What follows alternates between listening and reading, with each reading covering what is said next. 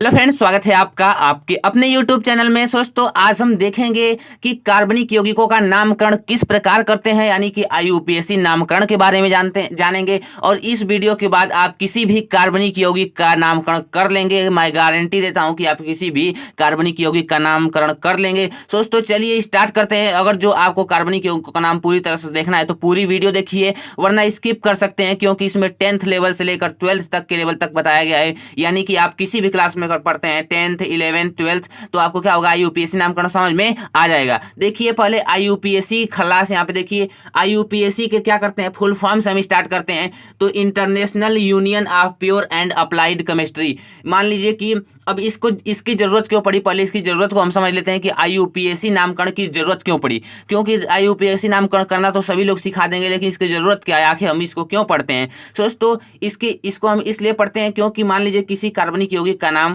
हमारे भारत देश में कुछ और है और इंग्लैंड मतलब देश में कुछ और है, यानी अलग अलग देशों में इसका नाम अलग अलग होता है। लेकिन IUPAC इंटरनेशनल यूनियन पद्धति, यानी कि अंतर्राष्ट्रीय पद्धति पे अगर जो आप इसे सीख जाएंगे तो मतलब कि पूरे विश्व स्तर पे, जहाँ मतलब कि जो इस देश में बोला जाएगा वो भी अमेरिका में बोला जाएगा, वो भी इंग्लैंड में बोला जाएगा, यानी कि हर जगह क्या बोला जाएगा, वही नाम बोला जाएगा जो IUPAC देगी। तो IUPAC लाखों करोड़ों की संख्या में कार्बनिक यौगिक हैं, तो IUPAC सबका नाम तो देगी नहीं, इसीलिए उसने नामकरण का एक तरीका बता दिया है। उस तरीका को आपको सीखना है। अगर जो आप केमिस्ट्री लाइक करते हैं, अगर जो आप बोर्ड एग्जाम देने वाले हैं, अगर जो आप कंपटीशन का एग्जाम देने वाले हैं, तो आप इस वीडियो क्या कर सकते हैं, देख सकते हैं। चलिए स्टार्ट करते हैं। ये कुछ सामान्य सूत्र हैं, ये आपको किसी बुक में नहीं मिलेगा, बुक में मिलेगा बट लाइन वाइज नहीं मिलेगा। इस प्रकार से आपको सिखाया जाएगा इसमें कि आप पूरे के पूरे कार्बनिक यौगिकों का नामकरण कर लेंगे। दोस्तों, चलिए स्टार्ट करते हैं।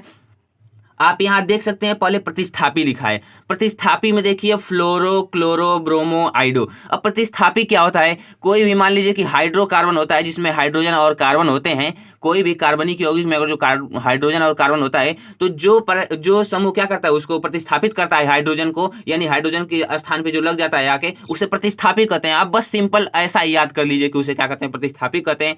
अब देखिए, जब F प्रतिस्थापित रहेगा तो फ्लोरो बोलेंगे, Cl रहेगा तो क्लोरो बोलेंगे, Br रहेगा तो ब्रोमो बोलेंगे, I रहेगा तो आइडो बोलेंगे। अभी आपको कुछ नहीं समझ में आ रहा है, अगर जो आप पहली बार IUPAC नामकरण सीख रहे हैं तो अभी आपको कुछ नहीं समझ में आ रहा होगा, लेकिन एग्जाम्पल करते ही आपको बिल्कुल समझ में आने लगेगा। दोस्तों, चलिए स्टार्ट करते हैं। देखिए, अगर जो कहीं रिंग बन रही है, कार्बनिक यौगिकों में रिंग बन रही है, तो इसे साइक्लो कहते हैं। अगर जो किसी कार्बनिक यौगिक में एक C है, यानी एक कार्बन है, तो उसके लिए मेथ, 2 कार्बन है तो एथ, 3 है तो प्रोप, 4 है तो ब्यूट, 5 है तो पेंट, 6 है तो हेक्स, और 7 है तो हेप्ट, और 8 है तो ऑक्ट, और 9 है तो नॉन, और 10 है तो डेक। अब देखिए क्रियात्मक समूह, एक क्रियात्मक समूह वो बड़े बड़े एक तरीके से लोग होते हैं जिसके वजह से पूरे कार्बनिक यौगिक का नाम चेंज हो जाता है। अब इसको आपको थोड़ा याद करना पड़ेगा, ये थोड़ा सा कठिन लोग मानते हैं, लेकिन इसको आपको क्या करना होगा, याद करना पड़ेगा। इसीलिए मैं इसमें वीडियो में बस 3 ही लिया हूं, ताकि आपको आसानी से बस आप समझ सकें, और उसके आगे वाली वीडियो में मतलब कि आप पूरे अच्छे ढंग से समझ जाएंगे। तो देखिए, चलिए देखिए, पहले OH है, OH यानी कि ऑल, ऑल यानी OH यानी एल्कोहल का ये समूह होता है, जिसके लिए हम क्या उपयोग करते हैं, ऑल का प्रयोग करते हैं, O यल इंग्लिश में। और C डबल बॉन्ड O अगर जो H रहता है तो एल्डिहाइड होता है, उसके लिए L का प्रयोग करते हैं। और एक कार्बोक्सिलिक अम्ल का है, इसके लिए क्या प्रयोग करते हैं, ओइक अम्ल। कोई भी कार्बनिक यौगिक आ जाए उसके लास्ट में हम ओइक अम्ल लगाते हैं जब ये आता है तो। अब देखिए इस सूत्र का प्रयोग किस प्रकार करना है, आप इस सूत्र को जान चुके हैं, लेकिन इस सूत्र का प्रयोग किस प्रकार करना है हम उसे समझेंगे। और खास बात एक मैं आपको ये बता दूं, अगर जो इसके बाद मेथ, जैसे मान लीजिए कि है, अगर जो कार्बन कार्बन के बीच सिंगल बॉन्ड है तो उसके लिए N का प्रयोग करते हैं, और कार्बन कार्बन के बीच डबल बॉन्ड है, जब यानी ये डबल बॉन्ड है तो इसके लिए इन का प्रयोग करते हैं, और कार्बन कार्बन के बीच अगर ट्रिपल बॉन्ड है तो आयन का प्रयोग करते हैं। तो इसको हम एग्जाम्पल से अगर जो समझेंगे तो हमें बिल्कुल अच्छे ढंग से समझ में आएगा। तो चलिए पहला एग्जाम्पल बिल्कुल बेसिक, बिल्कुल छोटे से, जिसको आप बहुत समय मतलब पहले से रट चुके हैं कि इसका क्या नाम है, मेथेन। लेकिन इसका नाम मेथेन क्यों है, इसको हम क्या करेंगे जानते हैं। तो चलिए दोस्तों स्टार्ट करते हैं। मान लीजिए कि क्या है, एक कार्बन है, एक कार्बन है। पहले इसको हम संरचना बना लेते हैं ताकि आपको बिल्कुल अच्छे तरीके से समझ में आए। और मान लीजिए कि ऊपर एक हाइड्रोजन, हाइड्रोजन, हाइड्रोजन। हालांकि कुछ लोगों को अभी कंफ्यूजन होगी, लेकिन आपकी कंफ्यूजन धीरे धीरे क्या होगी, दूर हो जाएगी। अब देखिए, मैंने बोला है कि क्या इसमें कोई प्रतिस्थापी दिख रहा है, आप देख सकते हैं इस कार्बनिक यौगिक में कोई प्रतिस्थापी दिख रहा है, तो कोई प्रतिस्थापी नहीं है। क्या रिंग बन रही है, तो रिंग नहीं बन रही है। तो कितने कार्बन है, एक कार्बन है, तो क्या लगेगा, मेथ। तो पहले आप क्या लिख देंगे, मेथ।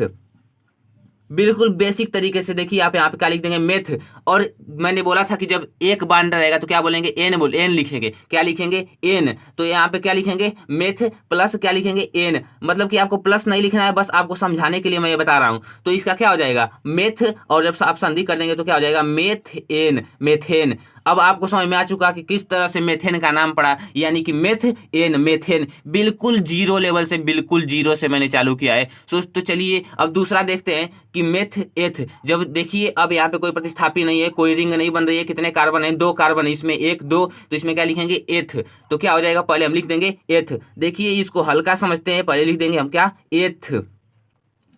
एथ आप लिख दिए। और उसके बाद से अब देखिए अब इसमें करना क्या है, कितने बॉन्ड है? तो सिंगल बॉन्ड है। कैसा बॉन्ड है? Single bond. तो इसके लिए क्या लगाएंगे एन लगाएंगे। क्या लगाएंगे एन लगाएंगे। तो आप यहाँ पे लिखेंगे एथेन, एन जोड़ देंगे इसमें तो क्या हो जाएगा एथेन। बिल्कुल बेसिक से एथेन, इसको आप लिख देंगे ETHE, यानी मतलब कि आप अगर जो इंग्लिश में लिखना चाहते हैं तो इंग्लिश में लिखेंगे। लेकिन आप देखिए मेथेन एथेन। अब देखिए तीसरा जो कार्बनिक यौगिक है, देखिए इसमें कितने कार्बन है? तो इसमें मान लीजिए प्रतिस्थापी नहीं है, रिंग नहीं बन रही है। तो इसमें पहले आप कार्बन की संख्या गिनेंगे 1 2 3, यानी मेथ एथ प्रोप, प्रोप आएगा। और उसके बाद से कौन बॉन्ड है? सिंगल बॉन्ड है। तो इसके लिए क्या लगाएंगे प्रोप एन, ये इसके लिए यानी कि प्रोपेन, प्रोपेन। इसके लिए आप क्या लगाएंगे प्रोपेन। आई होप दोस्तों आपको बिल्कुल अच्छे तरीके से समझ में आ रहा होगा। देखिए ये मेथेन हो जाएगा ये वाला, और इसके बाद से ये वाला क्या हो जाएगा एथेन हो जाएगा, और ये वाला प्रोपेन हो जाएगा, प्रोपेन। अब देखिए चौथा है। अभी आप सोच रहे हो कि मैं सिंपल सिंपल एग्जांपल्स ले रहा हूं, इसलिए ताकि आपके दिमाग में क्या हो, घुस जाए, ये आपको याद हो जाए। ये अगर जो है याद नहीं रहेगा तो बड़े भी जो कार्बनिक यौगिक रहेंगे उनका आप नामकरण नहीं कर पाएंगे। दोस्तों चलिए चौथा देखते हैं कि यहाँ पे देखिए मैंने बोला था कि यहाँ पे क्या है CH2 CH2 CH2। क्या यहाँ पे कोई साइकिल बन रही है, यानी कोई रिंग बन रही है? तो देखिए रिंग बन रही है। देखिए इस तरह क्या बन रहा है, एक साइकिल टाइप बन रहा है। तो इसके लिए क्या काम में प्रयोग लेंगे साइक्लो। तो पहले आपको बिना सोचे समझे यहाँ पे क्या लिख देना है साइक्लो, साइक्लो। आपको यहाँ पे लिख देना है साइक्लो। आपको बिना सोचे समझे यहाँ पे साइक्लो लिख देना है। किस लिए? क्योंकि यहाँ पे रिंग बन रही है। अब देखिए अब दूसरा काम आपको क्या देखना है कि इसमें कितने कार्बन है। तो आप देख सकते हैं मेथ एथ प्रोप, यानी कि इसमें 3 कार्बन है, मेथ एथ प्रोप। तीसरे नंबर पे क्या है प्रोप। तो आप इस पे क्या लिख देंगे, अब यहाँ पे लिख देंगे साइक्लो प्रोप, साइक्लो प्रोप। और उसके बाद से लास्ट में सिंगल बॉन्ड है। क्या है? Single bond. सिंगल बॉन्ड के लिए क्या प्रयोग करते हैं? एन प्रयोग करते हैं। तो साइक्लो प्रोप एन, यानी प्रोप, पूरे उस पे एन जब जोड़ देंगे तो प्रोपेन हो जाएगा। क्या हो जाएगा साइक्लोप्रोपेन, साइक्लोप्रोपेन। दोस्तों अगर जो मजा आ रहा है तो वीडियो को लाइक कीजिए और अपने दोस्तों के साथ शेयर कर दीजिए। अगर जो आपका कल भी एग्जाम है तो आप इसे आज देख सकते हैं, स्पेशली ये बोर्ड एग्जाम के लिए बनाया जा रहा है। अब देखिए यहाँ पे आपके पास जो 5वां कार्बनिक यौगिक है उसका नामकरण करेंगे। अब आपके पास इसमें कंफ्यूजन थोड़ी सी उत्पन्न होगी, क्योंकि थोड़ा सा बस हार्ड हुआ है, थोड़ा सा इससे क्या हुआ है बेसिक हुआ है। जैसे मान लीजिए कि पहले आपको मैंने क्या देखने के लिए बोला, पहले आपके लिए प्रतिस्थापी, तो इसमें कोई प्रतिस्थापी नहीं है। कोई साइकिल, इसमें कोई साइकिल नहीं बन रही है। और इसमें कितने कार्बन है? तो कितने कार्बन है? 3 कार्बन। अब आपको याद होना चाहिए मेथ एथ प्रोप, प्रोप है, लेकिन यहाँ पे आपके पास क्या है डबल बॉन्ड है। अगर जो इसकी गिनती की बात करें हम, तो जो जैसे जहां से डबल बॉन्ड स्टार्ट होता है, जहां डबल बॉन्ड होता है वहां से हम गिनती करेंगे। अब गिनती क्यों करते हैं? इसके लिए क्योंकि इसको भी तो दर्शाना रहेगा कि यहाँ ए भी बॉन्ड है। तो इसके लिए आपको गिनती इधर से करनी है, इस साइड से करनी है, ताकि यहाँ पे डबल बॉन्ड को कम से कम नंबर मिले। इसको कम से कम नंबर देना है। ये क्या है? ए मान लीजिए समझ लीजिए कि बहुत गधा लड़का है, इसको कम से कम नंबर देना है, इस बॉन्ड को सबसे कम से कम नंबर देना है। तो आप इधर से नंबरिंग करेंगे 1 2 3, 1 2 3 कर दिए। अब उसके बाद से देखिए कितने कार्बन है, तो 1 2 3, मेथ एथ प्रोप, प्रोप हो गया। तो आप लिखेंगे प्रोप, आप लिखेंगे प्रोप। अब देखिए डबल बॉन्ड कब कब आ रहा है, पहले देखिए इसमें डबल बॉन्ड है तो इसके लिए इन का प्रयोग करते हैं, लेकिन किस नंबर पे आ रहा है? तो 1 नंबर पे आ रहा है। अगर जो आप चाहें तो प्रोप 1 इन लिख सकते हैं, प्रोप 1 इन लिख सकते हैं। लेकिन अगर जो आप 1 को लिखा नहीं जाता है, 1 को लिख भी सकते हैं, नहीं भी लिख सकते हैं, आप इसको डायरेक्ट क्या लिख सकते हैं? प्रोपीन लिख सकते हैं, प्रोपीन लिख सकते हैं।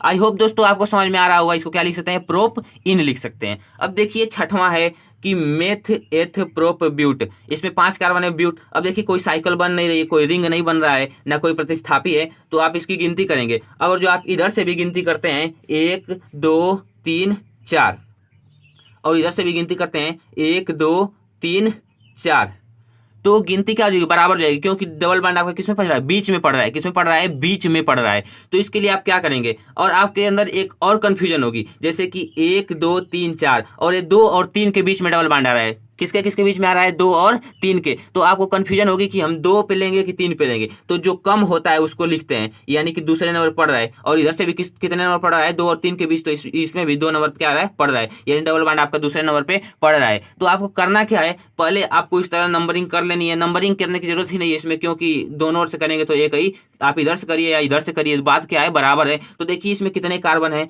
मेथ एथ प्रोप ब्यूट, तो इसको लिखेंगे आप ब्यूट। पहले आप क्या लिखेंगे, ब्यूट।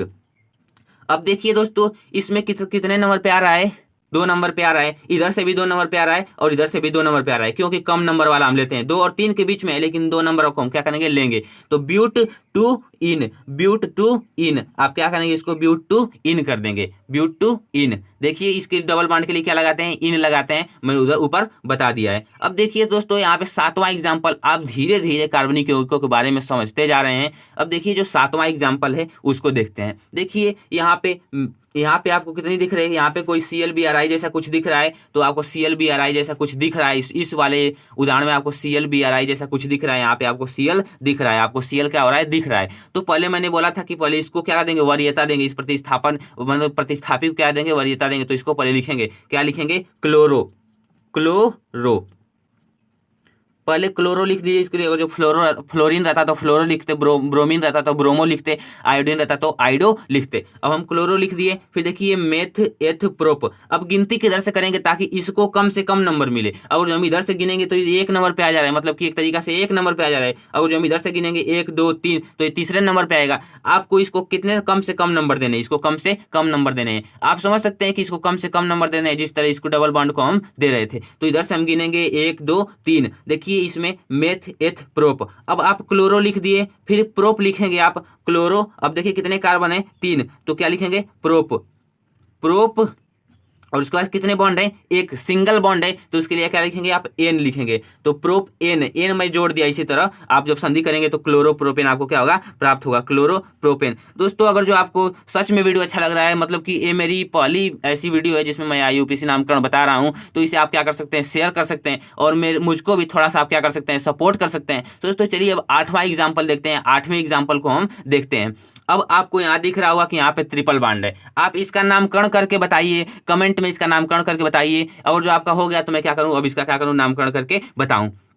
अब देखिए इसमें आपको क्या दिख रहा है, प्रतिस्थापी कोई नहीं दिख रहा है, साइकिल कोई नहीं बन रही है। तो कार्बन की संख्या गिनिए, 1 2 3 4। लेकिन यहाँ पे क्या, यहाँ पे ट्रिपल बॉन्ड है, तो वरीयता किसको देंगे, जैसे हम डबल बॉन्ड को दे रहे थे उसको, वैसे हम किसको देंगे, ट्रिपल बॉन्ड को वरीयता देंगे। ट्रिपल बॉन्ड को हम पहले देखेंगे, यानी नंबरिंग इधर से करेंगे। तो 1 2 3 4, 1 2 3 4 किस नंबर पड़ रहा है, पहले नंबर पड़ रहा है, क्योंकि जो छोटा होगा 1 और 2 के बीच में, तो छोटा कौन है, 1 है, तो 1 को हम क्या करेंगे, लेंगे। अब देखिए आप पहले गिनिए, 1 2 3 4, 4 के मतलब 4 आता है तो क्या लगता है, मेथ एथ प्रोप ब्यूट। तो आप क्या लिखेंगे, ब्यूट, ब्यूट लिख देंगे, ब्यूट।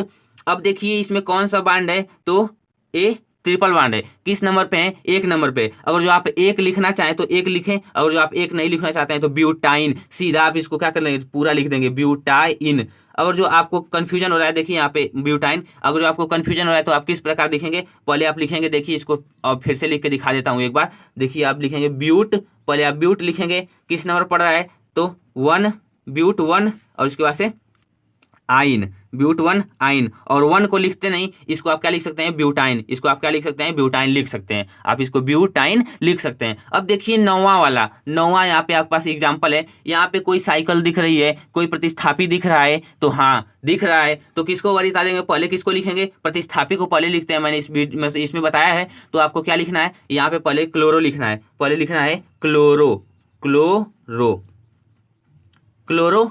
और उसके बाद से क्या यहाँ पे कोई साइकिल बन रही है, हाँ कोई साइकिल बन रही है, तो पहले क्लोरो को लिख लिए। फिर कितने कार्बन है, मेथ एथ प्रोप। तो पहले आप साइकिल बन रही है तो पहले आप साइकिल लिखेंगे, मतलब साइकिल साइक्लो लिखेंगे, cyclo, chloro cyclo, chloro cyclo. और कितने कार्बन है, 1 2 3, मेथ एथ प्रोप। क्लोरोसाइक्लोप्रोप, और कितने बॉन्ड है? एक, यानी पहले आप प्रोप लिख दीजिए, 3 कार्बन के लिए प्रोप लिख देंगे, और कितने बॉन्ड है इसमें? तो सब में सिंगल बॉन्ड है तो एन लगा देंगे, यानी कि एन मैं जोड़ दे रहा हूं इसमें, क्लोरोसाइक्लोप्रोपेन, क्लोरोसाइक्लोप्रोपेन, क्लोरोसाइक्लोप्रोपेन। अगर जो दोस्तों अब मान लीजिए कुछ हार्ड एग्जाम्पल थोड़ा सा लेते हैं। अब क्रियात्मक समूह, एक एग्जाम्पल क्रियात्मक समूह का लिए, देखिए जैसे मैंने बताया था कि जिसमें OH आ जाए, तो आप देख सकते हैं इसमें OH लगा हुआ है। अब इसका नामकरण किस प्रकार से करते हैं, इसको हम क्या करेंगे, जानेंगे। तो देखिए मेथ एथ प्रोप, मेथ एथ प्रोप, मेथ एथ प्रोप। आप यहाँ पे 3 कार्बन दिख रहे हैं, लेकिन यहाँ पे क्रियात्मक समूह है। तो आपको ऐसा करना है कि जो कार्बन की श्रृंखला है उसको पहले आप मान लीजिए कि ऐसे ब्रैकेट मन में कर लीजिए, वैसे मैंने करना नहीं चाहिए, मैंने कर दिया। तो अब देखिए यहाँ पे OH क्या हो जा रहा है, बच जा रहा है। तो OH को आपको कम से कम नंबर देने हैं। आप जितने भी देखे हैं, जैसे इसको कम से कम नंबर दिए हैं, और इसको कम से कम, मतलब कि इसको कम से कम नंबर दिए हैं, तो आपको भी क्या करना है, इसको भी कम से कम नंबर देना है। तो इधर से गिनती करेंगे 1 2 3। अब देखिए अब कितने कार्बन है, तो 1 2 3, मेथ एथ प्रोप। तो आप यहाँ पे क्या लिखेंगे, प्रोप, प्रोप लिखेंगे। और कितने बॉन्ड है, एक, मतलब कि सिंगल बॉन्ड है तो प्रोप एन हो जाएगा, एन इसमें जोड़ दिया, प्रोपेन। और उसके बाद से OH है तो क्या लगाएंगे, propane all, propanol, propanol, propanol, knoll यहाँ पे रहेगा, नॉन हो गया, प्रोपेनॉल। ठीक दोस्तों, आप आई होप आपको समझ में आ गया होगा IUPAC नाम। कुछ अभी ये बेसिक थे, अभी आपको कुछ हार्ड मिलेंगे, लेकिन 10th तक के लेवल में आप कुछ समझ गए। अगर जो आप कहेंगे तो मैं कुछ और एग्जांपल्स के साथ आपके साथ आ सकता हूं। लेकिन दोस्तों ये क्या है कि वीडियो की लेंथ थोड़ी लंबी हो जाएगी, हमारे मतलब कि यूट्यूब चैनल पे इतने लंबे वीडियोज नहीं है। हालांकि 18 मिनट 20 मिनट के वीडियोज हैं। अगर जो आप कहें तो मैं और भी एग्जाम्पल आपको अगले वीडियो में करा सकता हूँ। अगर जो दोस्तों, अगर जो आपको वीडियो अच्छी लगी, अगर जो आपको अगला नेक्स्ट पार्ट देखना है, तो वीडियो में कमेंट सेक्शन में जाकर कमेंट कीजिए कि हाँ मुझे नेक्स्ट पार्ट चाहिए, मुझे नेक्स्ट पार्ट देखना है। अगर जो आप इसका स्क्रीनशॉट लेना चाहते हैं, इसकी स्क्रीनशॉट ले लीजिए। दोस्तों thank you, bye bye, take care of yours. Next video में हम और कार्बनिक यौगिकों के साथ मिलेंगे और आपको पूरे के पूरे कार्बनिक यौगिकों का नामकरण करना सिखा देंगे। दोस्तों thank you, bye bye, take care of yours.